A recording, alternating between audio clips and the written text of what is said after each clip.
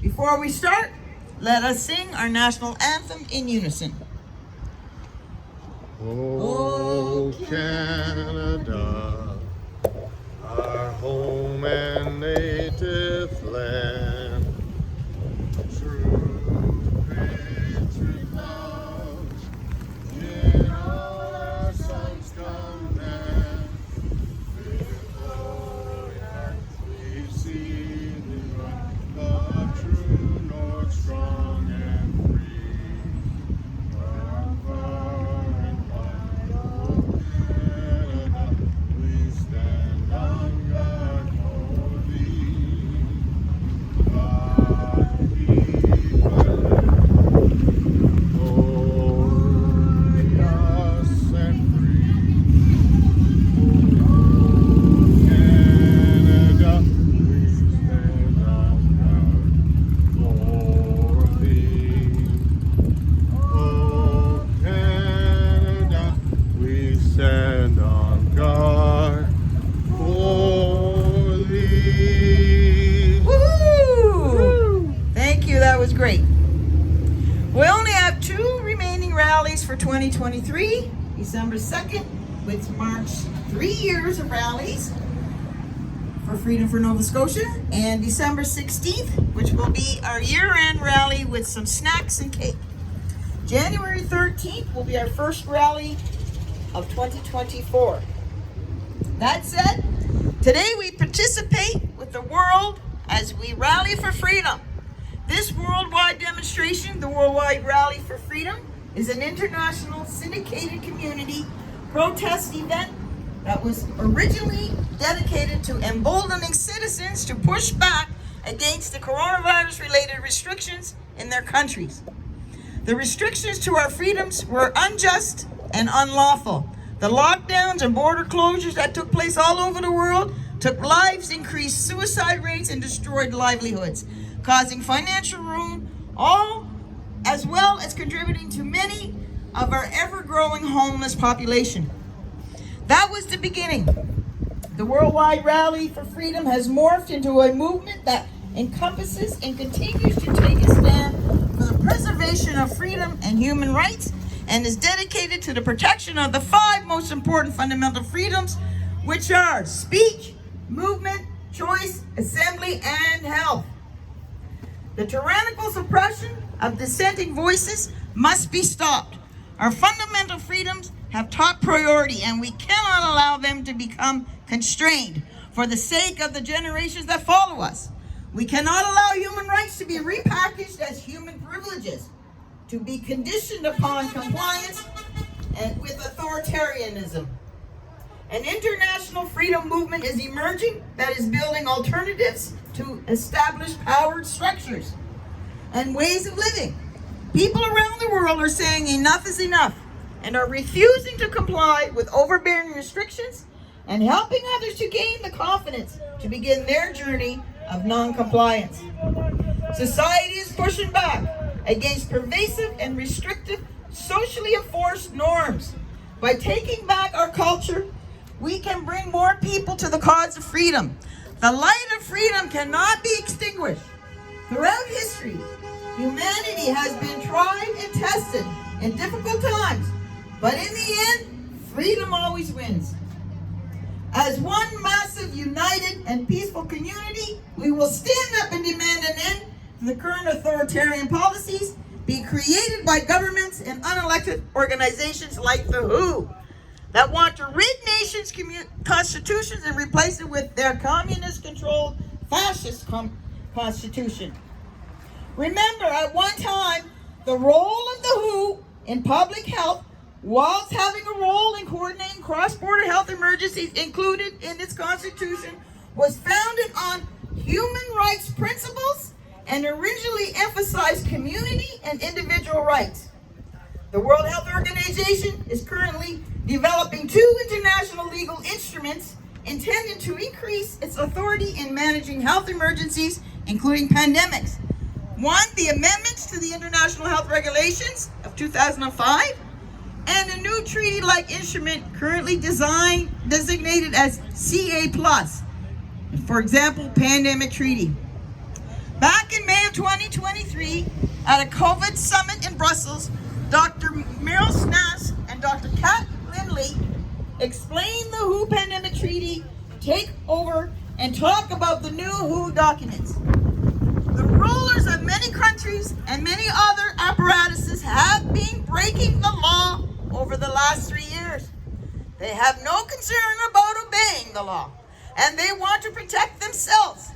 We are undergoing a soft coup, and the idea is to create a new set of laws and ignoring existing human rights laws and other laws under the pretext of pandemic preparedness and the biosecurity agenda. 70 countries at least are involved with this, and 50 are supported by the US. And the justification requires you to believe that pandemics are common and that they're caused by humans catching diseases from animals from what they call spillover. And Fauci and Daszak have pushed the idea continuously over the past 3 years. Tony Fauci said in the journal called Cell, in a human-dominated world in which our human activities represent aggressive, damaging, and unbalanced interactions with nature, we will increasingly provoke new disease emergencies. Daszak and Fauci's 2 lieutenants said the same thing. We must realize in our crowded world, human behaviors, environmental changes, and inadequate public health mechanisms can turn obscure animal viruses into existential human threats. And who is going along with this? Basically, all major multinational organizations, as well as our health authorities. The WHO is developing through all its nations, but with the WHO Directorate and the United States in charge, a pandemic treaty and amendments to the existing international health regulations that will remove the human rights protections currently embedded in the international health regulations. They will enforce surveillance, censorship, get rid of freedom of speech, require governments to censor and only push a single narrative.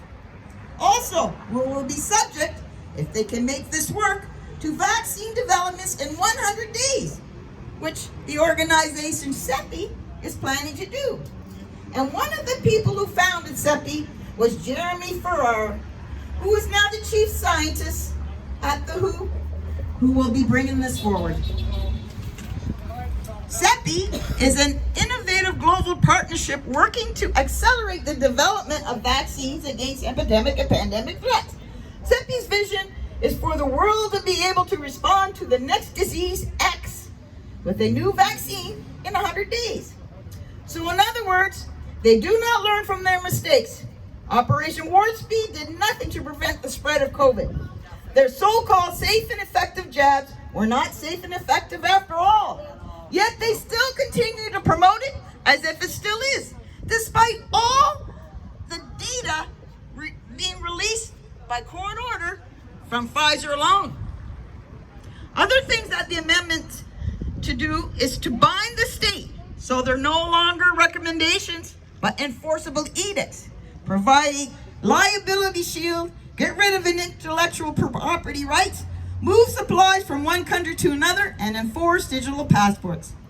The Director General of WHO can demand that a pandemic or a potential pandemic exists. He can just declare it with no standards, and then countries around the world will have to obey. Also, the WHO will tell you what drugs you can and cannot use in your nation. Once a pandemic is declared, obviously the budget will increase. One Health is another part of this. WHO formed a One Health initiative to integrate work on human, animal, and environmental health across the organization as a unifying approach to balance and optimize the health of people, animals, and environment. It is particularly important to prevent, predict, detect, and respond to global health threats such as COVID-19 pandemic. Critical areas include food production and distribution, urbanization and infrastructure development, international travel and trade, activities that lead to biodiversity loss and climate change, and those that put increased pressure on the natural resources space, all of which can lead to the emergence of zoonotic diseases. Also embedded is this concept of a particular notion that humans are no longer of greater value than animals. One Health is a scam to enable the WHO to declare justification over the entire planet, to take over jurisdiction over everything in the world by saying that climate change, animals, plants, water systems, ecosystems are all central to health. Under the jurisdiction of preventing future pandemics, WHO is seeking to expand its bureaucratic power to sectors outside of healthcare, like Gavi, WEF, Bill and Melinda Gates Foundation, etc. Decisions that would previously have been made under the jurisdiction of nations and local authorities are to be replaced by a set of legally binding supranational rules with applications across every sector and industry. The proposed treaty will fundamentally charge individual nations, member nations, relationship with the WHO and interface with the rights of its citizens. Supernaturalism involves countries working together to ceding a degree of sovereignty to be member of an international organization.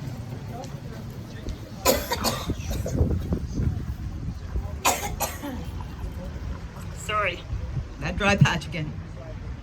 It involves nations giving up a degree of sovereignty to participate.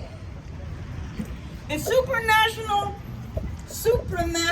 organizations, states agree to certain policies and to be held accountable if they do not uphold the agreement arrangements. Top 10 reasons to oppose the pandemic treaty. The WHO wants complete control. Common but differentiated responsibilities. WHO global pandemic supply chain networks. Speed up regulatory approval of drugs. Support the gain of function research. Pathogen access and benefit sharing systems. Attempts to justify restrictions of human rights. Censorship. Potentially enormous unspecified costs. Additional bureaucracy. These proposed instruments, as currently drafted, would fundamentally change the relationship between the WHO, its member states, and naturally their populations, promoting a fascist and neo-colonialist approach to healthcare and governance.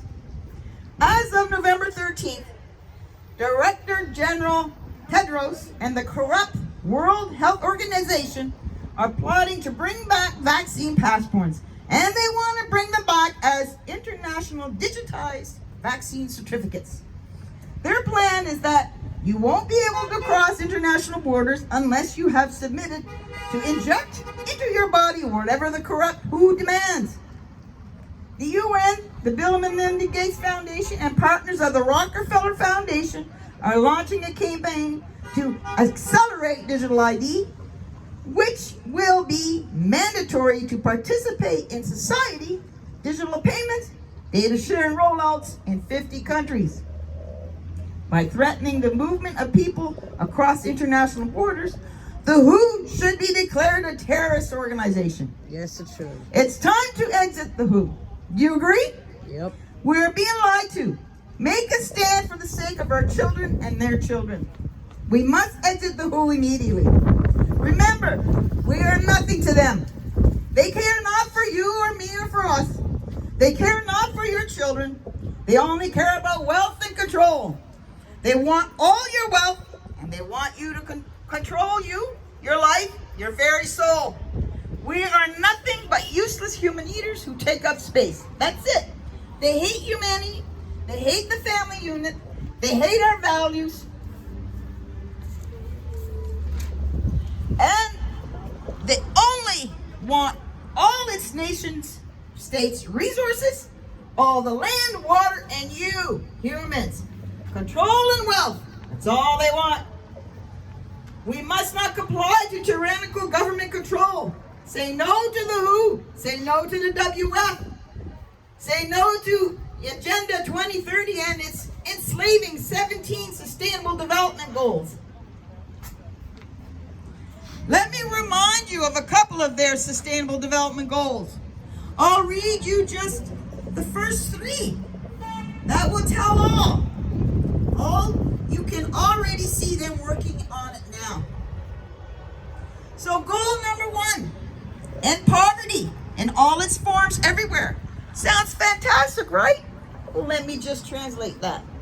Centralized banks, International Monetary Fund, World Bank, Feds to control all finances, introduce the universal basic income that puts everyone on government welfare, food stamps, housing subsidies, and handouts that make them obedient slaves to global government. Never allow people upward mobility to help themselves. Instead, teach mass victimization and obedience to government that provides monthly allowance, money for basic essentials like food and medicine, labeling it ending poverty. Goal number 2, end hunger, achieve food security and improve nutrition, and promote sustainable agriculture. Wow, that really sounds like a good thing, right? Improve nutrition and end hunger? That sounds like a good thing, right? Well, now, here's the translation. Genetically modified organisms, yep. They will invade the entire planet with GMOs and Monsanto patent seeds that do not reproduce viable seeds, while increasing the use of deadly herbicides under the false claim of increased output of food crops. Engineer genetically modified plants to boost specific vitamin chemicals while having no idea of the long-lasting term consequences of genetic pollution or cross-species genetic experiments carried out openly in a fragile ecosystem. They want to rid the planet of meat and have cricket farms as alternatives to protein sources. London, Ontario has one of the biggest cricket farms with over $8 million funding from the Trudeau Liberal government. How about goal number 3? Ensure healthy lives and promote well-being for all ages. Why would you not want that, right? Well, let me tell you how that translates. Their idea of health is mass vaccination, Codex Alimentarius mandate, which is the Food and Agriculture Organization of the United Nations World Health Organization, to mandate over 100 vaccines for all children and adults at gunpoint, threatening parents with arrest and imprisonment if they refuse to cooperate. Push heavy medication use on children and teens while rolling out screening programs.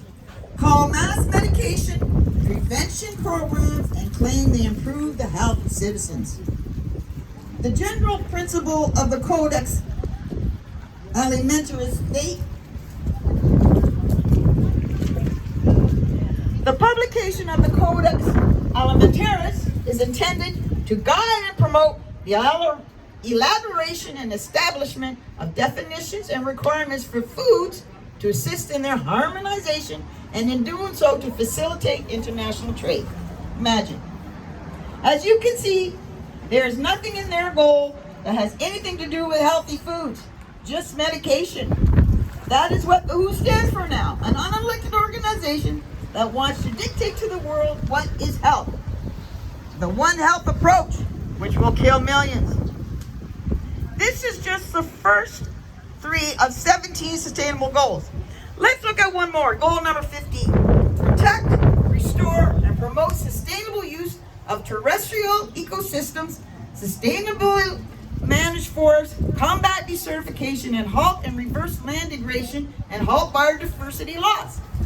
The translation is more government environmental restrictions, more government controlling resources and mineral rights, the rollout of Agenda 21, and the forcing humans off the land and into controlled cities, like smart cities. Centralized private land ownership, including ranches and agricultural tracts. Tightly control all agriculture through a corporate, corrupted government bureaucracy whose policies are determined almost entirely by Monsanto, while being rubber-stamped by Canadian Departments of Agriculture. Ban wood stoves, rainwater collection, and home gardening in order to criminalize self-reliance and force total dependence on government. The idea of self-sustainable is not in their vocabulary. As Klaus Schwab states, you will own nothing and be happy about it. They are working tirelessly to get those 17 goals implemented by 2030. December 1st is the deadline for the 194 member states signed into the WHO to vote on the international health regulations that proposes the loss of their sovereignty if an emergency or pandemic should be declared by the Director Dictator General.